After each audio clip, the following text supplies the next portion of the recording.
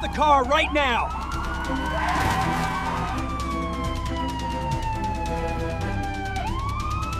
This happened a few years ago, when my parents left our place in Lancaster, Pennsylvania, for a 3-day business conference and put me in charge of my 15-year-old sister, Megan. I was 17 then, finishing my senior year and already eyeing the local community college schedule. My parents trusted me to keep the house running while they were gone, and Megan and I agreed we'd be fine alone. The first night felt normal. We ordered takeout, watched late-night TV in the living room, and joked around. Around 11 p.m., Megan started getting jumpy.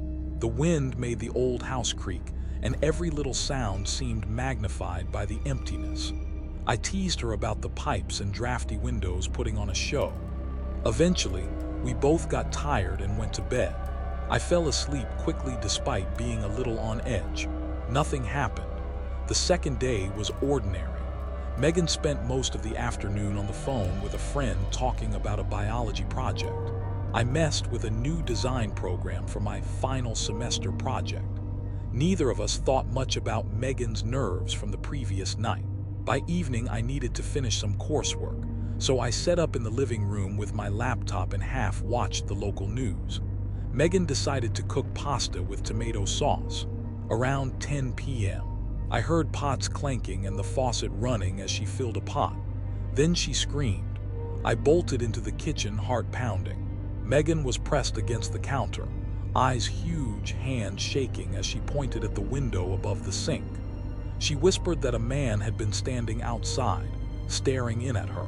She said he was covered in blood, dark smears all over his chest and arms. Trying not to panic, I rushed to the window. The porch light was on, but the yard was empty, just our overgrown shrubs and darkness beyond. I told Megan maybe she'd imagined it, but she was shaking so hard her teeth chattered. We closed the blinds, hurried through making a quick meal neither of us really wanted, and then went around the house double-checking every lock. I offered to sit in her room until she fell asleep. She finally drifted off, and I went back to my room thinking the worst was behind us. Around 3 a.m., someone started pounding on the front door. It wasn't a polite knock. It was hard, fast, and angry, like whoever it was wanted in now. My heart raced. I lay frozen in bed while the pounding went on for what felt like forever, though it was probably only a couple of minutes. Then silence. I stayed still, listening. The only sound was the faint hum of the fridge downstairs. No footsteps, no voices, no car driving off. Eventually, the sun started to light the room. Neither Megan nor I had slept much. Curiosity and dread pushed me outside once it was fully morning. I grabbed a kitchen trash bag as an excuse and walked around to the side of the house toward the garbage bins. That's when I saw him. A man lay face down in the grass near our small vegetable garden. At first I thought he might be hurt, maybe drunk or injured. I walked closer, calling out to him. No response. When I reached him, I saw the blood soaked into his shirt, the stillness of his back. His face was turned away, and he wasn't breathing. I didn't recognize him at all. My hands trembled as I fumbled for my phone and called the police. Officer Henderson arrived with 2 other officers. They examined the body, took photos, and roped off the yard. Then came the questions. Had we heard gunshots? Seen anyone outside? Could we identify him? We told them everything. Megan's sighting at the kitchen window, the pounding on the door, how we'd found him. They looked concerned, but just as confused as we were. They took the body away and told us they'd contact us if they learned anything. They never even gave us a name. None of our neighbors had seen or heard anything unusual. There were no missing person reports that matched his description. Mom and Dad rushed home that afternoon frantic. They asked us the same questions the police had, but we didn't have any answers. Megan stayed jumpy for weeks. I couldn't shake the heavy feeling that had settled over the house. To this day, no one has identified the man or explained how he ended up dead in our yard. The police never found enough evidence to call it foul play beyond his injuries. We got no closure, no explanation. We were just 2 teenagers trying to manage a weekend alone. and somehow we ended up in the middle of something we still don't understand. Every time I pass that kitchen window now, I picture what Megan described. A man standing outside in the dark, covered in blood, watching us through the glass. And I keep asking myself the same thing. Why our house? Why us? We never got an answer. Last month, my husband, Nate, and I planned a quiet weekend at our old family farmhouse in rural Missouri. Nate serves in the U.S. Army at Fort Leonard Wood, but at the last minute his leave request was denied. He told me to go anyway to take our kids, Addis, who's 8, and Connor, who just turned 5, and enjoy the break. I've driven trucks for years, picked it up from my dad who ran long hauls most of his life. The plan was simple. Load the kids into our old Dodge Ram and make the 3-hour drive from Springfield to the property near a little town called Willow Falls. The route is usually calm. 2-lane highways, rolling hills, farmland stretching forever. On June 15, we left around noon. The kids were excited, digging through their backpacks for snacks and coloring books. The weather was pleasant, low 80s with a breeze. Hardly any traffic. About an hour in, I noticed a beat-up Maroon Sedan behind us. At first, it was just another car, but after 10 minutes, I realized it never tried to pass, even on long stretches with dotted lines. It just stayed a few car lengths back, matching every slight speed change. I told myself I was overthinking it. Maybe the driver was just cautious. Still, every time I sped up a little, so did the sedan. When I slowed down, it did too. The kids were oblivious, chattering about what games they'd play in the farmhouse backyard. Finally, I decided to test my gut. I turned off the main road onto a smaller route I don't normally take. The sedan followed. Anxiety tightened in my chest. It still could have been coincidence, some local heading the same direction. After another 10 or 15 minutes, the sedan sped up enough that I could see the driver in my side mirror. A man in his mid-40s maybe, baseball cap pulled low. I couldn't see his eyes clearly, just the shape of his face. For a second I thought he might pass, but he eased back again, just close enough to remind me he was there. Addis noticed how often I was checking my mirrors.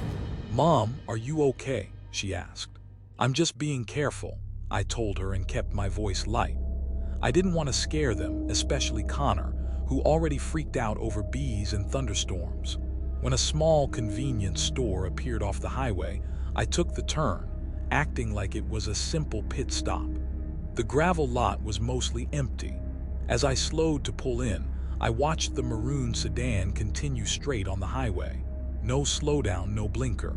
It just kept going. I let out a shaky breath and parked.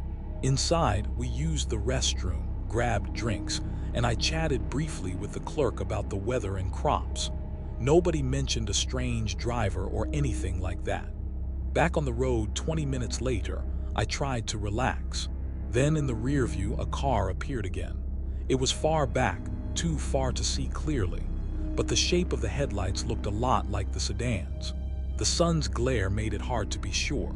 I kept catching glimpses and losing them. We hit a bend and a small rise in the road, and when I came out on the other side, the car was gone. Part of me felt relieved. Another part hated that I didn't know where it went. A few miles later, the kids started complaining they were hungry. I was too.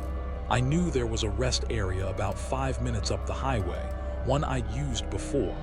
I took the exit, half expecting the Maroon Sedan to swing in behind us. It didn't. The rest stop was almost empty, just one semi parked way at the far end. I parked close to the building, under plenty of lights, and we got out. Still no sign of that car. No vehicle even close to that make and color. We used the bathrooms, hit the vending machines, and sat at a picnic table for a bit. An older woman walked her dog past us, nodded politely, kept going. Nothing strange. I started to feel a little foolish. Maybe I'd blown it all out of proportion. We got back in the truck and merged onto the highway again.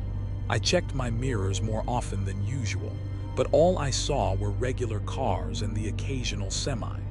The rest of the drive went smoothly. When we finally turned onto the dirt road leading to the farmhouse, the kids cheered. The sun was dropping, casting a warm glow over the fields, and the knot of tension in my chest slowly unwound. For a while anyway. Before we move on to the next story, if you're new here, consider hitting subscribe and turning on notifications so you don't miss any of our upcoming scary stories. I lost my little girl in 2012. Saying it out loud still feels like opening an old wound. We were living in Brooklyn when she passed, sudden and without warning. Afterward, I started visiting her grave at Greenwood Cemetery whenever the grief got too heavy. It became the place I went to talk to her in my head, to feel a little closer. If you've ever lost someone, you might understand the strange comfort of a cemetery at night. It's eerie, yes. You're surrounded by graves and shadows, but there's also a deep stillness. I like to imagine she could hear me there. One night I couldn't sleep. It was around 10 p.m., early fall, and a wave of sadness hit hard. I knew the exact anniversary had passed a few days earlier, but my mind decided that was the night I needed to see her headstone. A friend had warned me about hanging around cemeteries after dark, but I pushed that aside. When I reached Greenwood, it was close to 10:30. Under a distant street lamp, the road looked deserted. No cars, no people, just me and the tall iron gates. I'm not proud of this, but one of the side gates was slightly ajar. The cemetery officially closes at dusk, but sometimes a secondary entrance doesn't get fully locked. I gave it a gentle push, slipped through, and was in. By day, Greenwood is beautiful, sculptures, winding paths, sunlight through old trees. At night, the same shadows that look peaceful turn dense and watchful. The familiar quiet becomes different. My footsteps sounded too loud on the gravel path. I tried to walk softly, feeling like I might wake something if I made too much noise. As I got closer to my daughter's grave, I kept glancing around. It felt like eyes were on me, though I knew that was probably just nerves. I'd visited her dozens of times in daylight and never felt that way. I knelt at her headstone, the damp grass soaking through my jeans. I started talking, apologies, memories, a few things I wished I'd said before she was gone. My eyes blurred and my voice shook. That's when I started hearing things. Soft scuttling behind me, a faint shuffle that could have been wind or small animals. I told myself not to be dramatic, then I saw them. At first it was one figure in the distance, then a second, then a third. They stood together in a patch of weak moonlight, wearing long white gowns that reached the ground. My first thought was cemetery staff, some kind of nighttime check or ritual. But caretakers in white gowns, at almost 11 p.m., it didn't add up. They moved slowly, silently, heads turning in unison as if they were scanning the rows of graves. I heard no voices, no jokes, no casual chatter, just their careful, deliberate pacing. I tried to rationalize. Maybe a family holding a vigil, maybe a paranormal group doing some midnight investigation. But the longer I watched, the more uneasy I felt. I decided to leave. When I stepped away from my daughter's grave, my shoe scraped loudly against the gravel. One of the figures snapped its head toward me, fast and sharp. My chest tightened. I suddenly felt very exposed. I backed away, trying to use the curving lines of headstones as cover. I took a quick glance over my shoulder. All three figures were moving toward me now, the same slow, even speed. Their faces, washed in moonlight, looked blank and pale. I saw no flashlights, no glow from a phone. Their gowns brushed the ground, white shapes gliding between the stones. My calm cracked. I turned into a narrower path flanked by tall tombs, walking as fast as I dared without breaking into a run. Behind me there was a sound like whispering, low, urgent. It could have been wind snaking through the stones, or it could have been them. The more I turned, the less I recognized where I was. I'd walked these paths plenty of times in daylight, but in the dark, fear made everything look the same. After what felt like forever, I saw a faint wash of streetlight through the mausoleums. I headed toward it as fast as I could manage. The side gate was still slightly open. I slipped through and nearly stumbled onto the sidewalk. I stood there shaking, trying to calm my breathing. For a second, I thought about calling the police. What would I say? 3 people in gowns walked toward me. They hadn't technically done anything. It sounded ridiculous even to me. Then I noticed the van. An older model sat parked across the street in the shadows, headlights off. Someone was in the driver's seat, watching the gate. As I stepped out, the figure in the van leaned forward, like they were making sure it was me. My stomach dropped. The engine turned over. The van rolled slowly down the street with its lights still off, disappearing around the corner. I hurried home, checking behind me constantly. I've never gone back to Greenwood after dark. In daylight, it still feels peaceful enough to visit my daughter. The sculptures and trees are the same. The silence is kinder. But I think about that night. The silent white figures between the stones, the van waiting in the shadows. I still don't know if they were connected, or if I just walked through 2 separate, strange moments. Either way, I'm not going to risk finding out. This next story happened between 2010 and 2012, when I was about 10 to 12 years old. After my parents divorced, my dad moved into a run-down trailer park off a main highway. It was the kind of place you'd cross the street to avoid if you didn't live there. Crack shacks, dealers, undocumented families, people just trying to survive.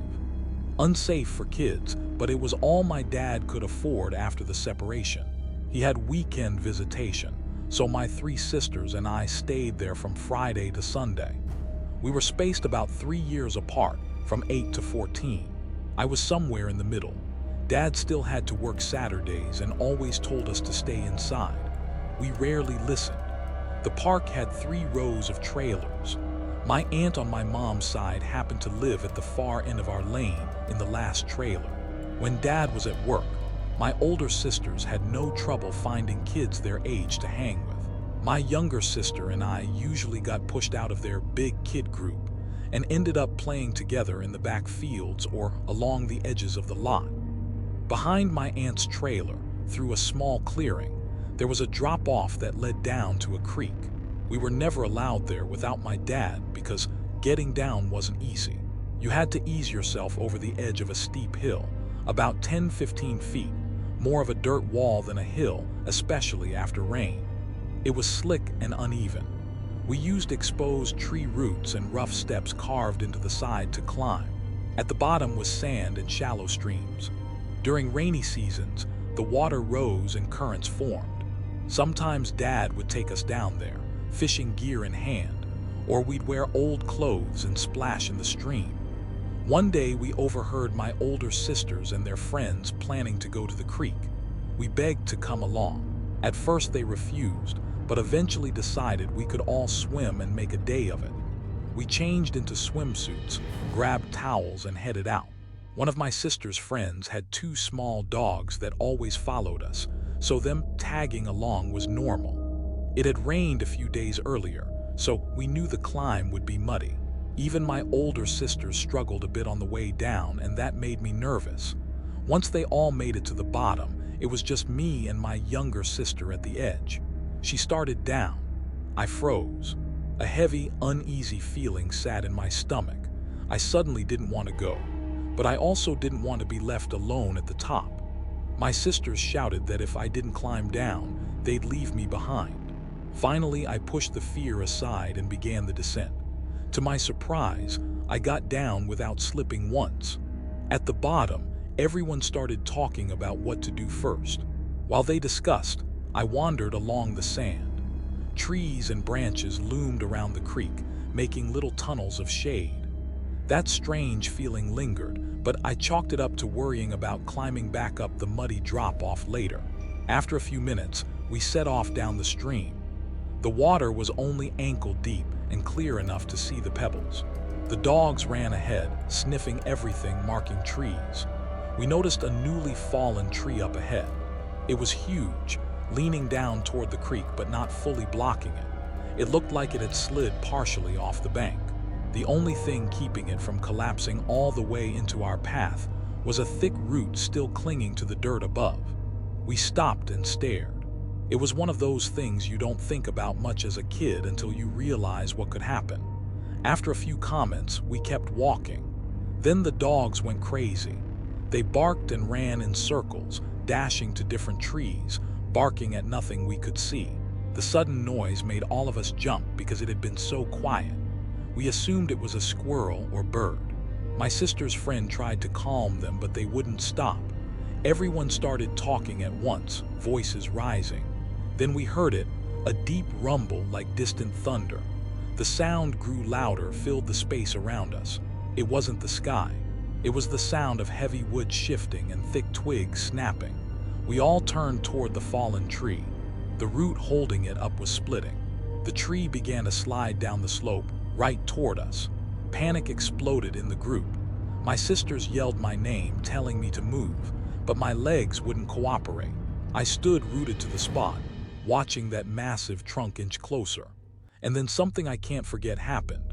From under the slipping tree, a hand, if you can call it that, shot out and grabbed a smaller nearby tree.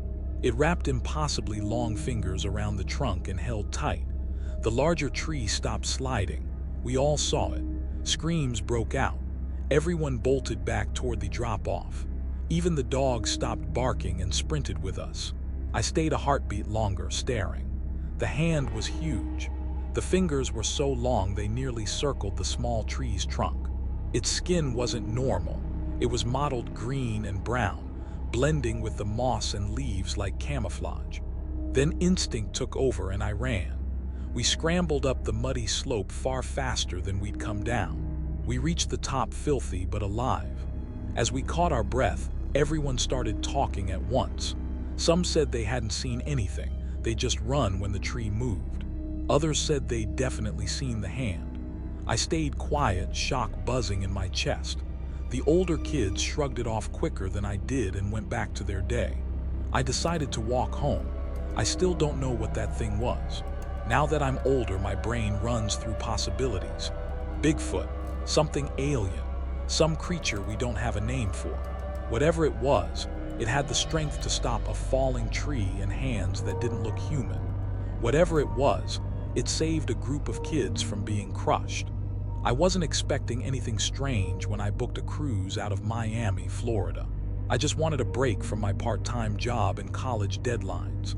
My goals were simple: sun, buffets, and maybe a halfway decent show in the evenings. We left port on a bright Thursday morning. People crowded the rails, waving at the receding skyline. I remember thinking how good it felt to have nothing urgent waiting for me. The first day was perfect. I lounged by the pool, sipped cold drinks, chatted casually with other passengers. That evening, I noticed a man lingering near the cabin corridors. He looked to be in his late 50s, thinning hair, pale complexion. At first, I assumed he was just another guest wandering around, but he moved oddly, always glancing around like he was on the lookout for something. I shrugged it off. By day 2, it felt less like coincidence and more like a pattern. I kept seeing him, not just on deck, but in line at the buffet, near the souvenir shop, in the hallway outside my cabin level. Every time I looked up, he seemed to be somewhere in my line of sight. When our eyes met, he'd quickly look away. An uneasy knot formed in my stomach. That night I had trouble sleeping. The cabin felt stuffy despite the AC. I turned on some late-night sitcom reruns, but the canned laughter only made the room feel emptier. Around 2 a.m., I heard someone jiggle my door handle. My entire body went rigid. The handle rattled twice, then stopped. No knock, no voice, just silence. Drunk passenger mistaking cabins. That was the logical explanation. It didn't make it feel less invasive. On the 3rd day, I signed up for a shore excursion, a snorkeling trip to a private island. I thought if I got off the ship and around different people, I might relax. The island was beautiful, clear water, soft sand. But I spent most of the time feeling like I was waiting for something bad to happen. I didn't see the man there. He wasn't part of our group.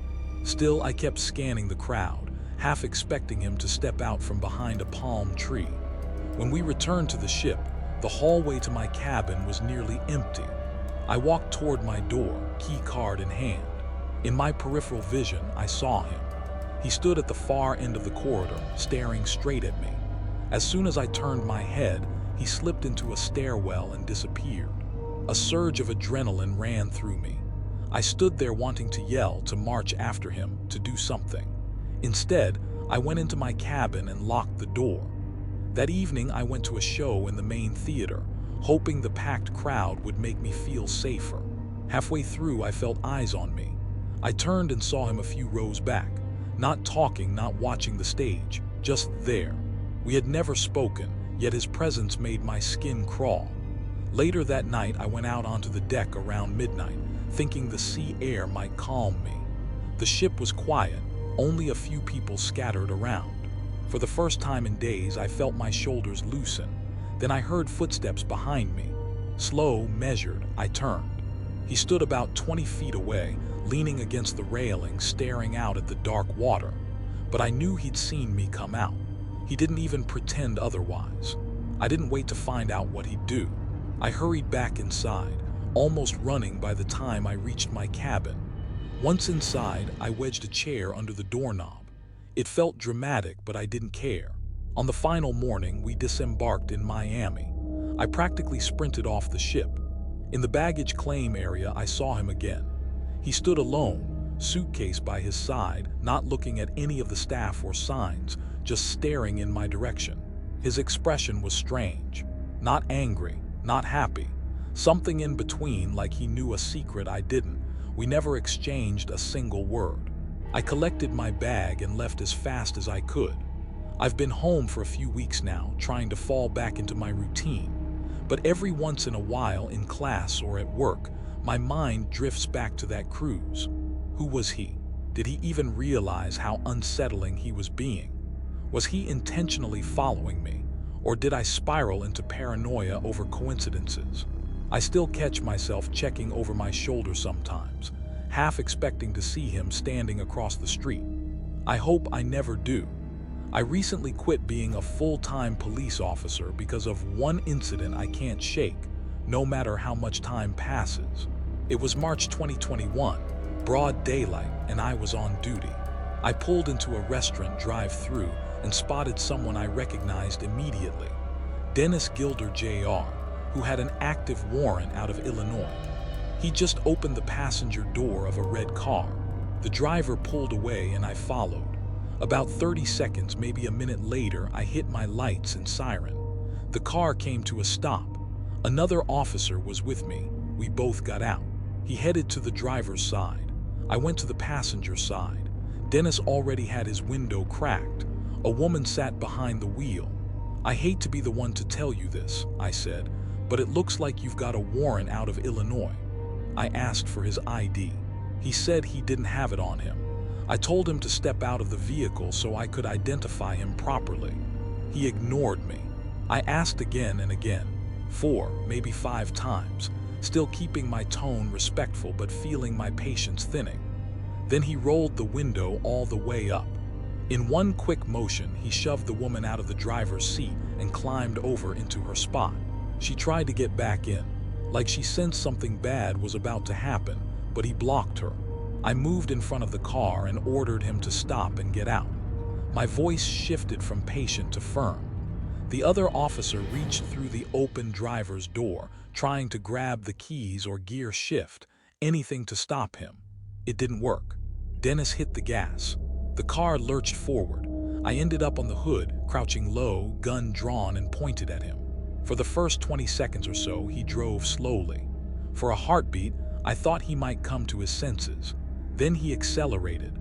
Soon we were going 40-50 miles an hour. I felt every bump through the metal under me. Fear for my life washed over me. I slid up toward the windshield, then onto the roof. Somewhere in that chaos, my weapon flew from my hand. One of my shoes flew off into the road. Up ahead, a train was crossing the tracks. Dennis swerved left to avoid it, still with me on top, and headed toward a construction area. I saw a ditch coming up, rough ground and equipment. The car hit a bump. I lost my grip and went flying off the roof, landing hard on my back. A bolt of pain shot through my spine. Later, they told me I'd broken a lower vertebra. Our patrol car screeched to a stop within seconds. Dennis kept going and disappeared from view. I lay there in agony, unable to move, every breath a struggle. The other officer radioed for medical help and stayed with me. Paramedics arrived within minutes and rushed me to the hospital. Later, the sheriff came to my room and filled in the rest. Dennis kept driving for about a mile before the red car broke down. He then stole another vehicle out of someone's garage and tried to continue his escape before finally being caught and arrested. The red car had been stolen too. The woman in the driver's seat wasn't with him voluntarily. Thankfully, she wasn't hurt and was able to go home safely. A year later, Dennis was found guilty. The following year, he was sentenced to 5 years in prison. I went back to work 3 months after the incident, but things were different. The trauma stuck with me. By the end of 2024, I decided to leave the force. It took a full year for my back to heal enough that I could move normally again. Even now, I'm careful with anything that strains my spine. I don't want to risk re-breaking it. Dennis eventually apologized to me. I chose to forgive him. When he gets out, I genuinely hope he turns his life around. But I'll never forget the feeling of clinging to a speeding car, knowing that one slip could mean my life. In 2017, I took my SUV deep into the wilderness, miles from paved roads and towns, for a multi-day off-road camping trip. I wanted isolation. No neighbors, no highway noise, no light pollution, just trees, sky, and silence. I topped off my gas, packed plenty of water, food, and gear, and headed out. The farther the city shrank in my rearview mirror, the lighter I felt. After hours of rocky paths and winding dirt roads, I found a small clearing near a sluggish stream. The water moved slowly, but its faint trickle made a soothing backdrop. Tall pines ringed the area, their shadows stretching long as the sun sank. There was no sign of other campers, no distant voices, just wind, birds, and rustling leaves. Perfect. I set up camp, built a small fire, and cooked a simple meal. When darkness fell, I sat in a camp chair, warm jacket zipped, sipping tea while stars punched through the sky. I felt completely alone, and for once okay with that. Eventually, the chill drove me into my SUV. I'd converted the back into a sleeping space by removing the seats, so I could stretch out. I zipped myself into my sleeping bag, switched off the lantern, and let the quiet lull me to sleep. At some point in the night, I woke up. At first, I didn't know why. Then I heard it. A low, rhythmic sound drifting through the trees. Voices. Not animals, not the wind chanting. I lay still, listening. The voices were faint, carried on the breeze, but definitely human. My mind raced. I hadn't seen anyone for miles. Who else would be out here? And why would anyone be chanting in the middle of the night? I reached for the knife I kept beside my sleeping bag and gripped it tight. There was no cell service, no radio, no easy way to call for help. I told myself it might be a group camping nearby, doing some weird ritual or just being loud. It didn't make much sense, but it was better than the alternatives in my head. The chanting went on, distant and steady. Somehow I drifted off again, the sound still looping in my thoughts. Then came the knocking. It started soft, a light tap on the glass of my SUV window. My breath caught. The tapping grew louder, more deliberate. I tried to be silent, barely daring to move. The windows had fogged from my breath, muting the outside world. Through the haze, I could see the faint outline of a face pressed up against the glass, peering in. Instinct kicked in. I screamed. It wasn't a polite shout. It was a deep, raw sound I didn't know I could make. The figure jerked back, startled. For a split second, I saw wide eyes stare at me. Then whoever it was turned and vanished into the dark. No sound of running, no branches snapping. Just gone. I sat there, frozen, knife in hand, chest heaving. Whoever it was, they'd come right up to my vehicle and looked in at me while I slept. I grabbed the keys and started the engine, flooding the clearing with light. My headlights splayed over trees, grass, and shadows, but no person. I kept the engine running for over an hour, scanning the tree line, jumping at every rustle. Eventually, worried about wasting gas, I turned it off. Morning light made everything look smaller and less threatening, but the feeling didn't go away. I stepped out carefully and checked the ground around my SUV. In the dirt, I found faint footprints. They were small, almost delicate, and bare. My stomach turned. I broke camp fast. The woods no longer felt peaceful. I just wanted distance. I drove for hours along the maze of dirt roads, checking my mirrors constantly until I found another clearing near a rocky hill. The midday sun lit everything brightly. It felt marginally safer. I spent the afternoon keeping busy, collecting firewood, checking gear, anything to keep from replaying the night. As the sun sank, my nerves tightened again.